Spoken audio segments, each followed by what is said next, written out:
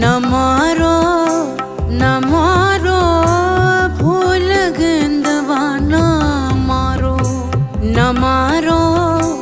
न मारो भूल गेंदवा न मारो